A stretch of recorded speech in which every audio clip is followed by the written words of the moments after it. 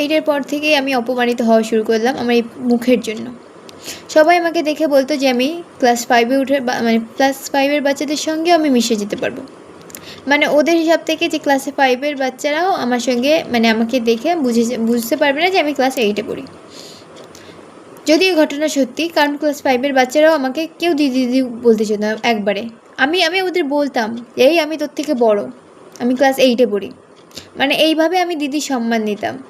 ছোটোবেলা থেকেই আমাকে সবাই ছোটো ছোটো ছোটো ছোটো করতো। তারপর ক্লাস 8-এ উঠে যখন পাশ করলাম তখন লকডাউন পড়ে গেল। লকডাউন শেষ হতে হতে আমরা ক্লাস 10-এ উঠে গেলাম। ক্লাস 10-এ ওঠার পর একটু কম হলো, কারণ স্কুলে যেতাম মানে বেশি একটা কথা বলতে হতো না। আর বান্ধবীরা তো জানতো যে আমি ক্লাস 10-এ পড়তাম, তাই জন্য কেউ কিছু একটা বলতো না, মানে বিশেষ বাইরে আমি তো কথা বলতাম না বেশি একটা।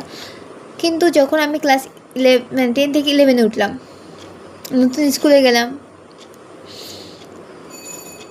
অ্যান্ড কেউ বিশ্বাসই করতে পারছে না যে আমি ক্লাস 11-এ পড়ি।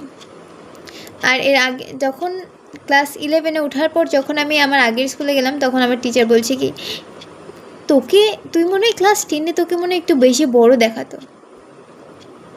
মানে স্যারের কথা অনুযায়ী যে আমার দিন দিন যাচ্ছে আর আমার মানে ফেস ছোট হয়ে যাচ্ছে, তাই সেই হিসাব থেকে তো আমি কিছুদিন পর বাচ্চা হয়ে যাব, গ্যাদা বাচ্চা। মানে আমার মার আবার আমাকে ফিরে করে দুধ খাওয়াতে হবে।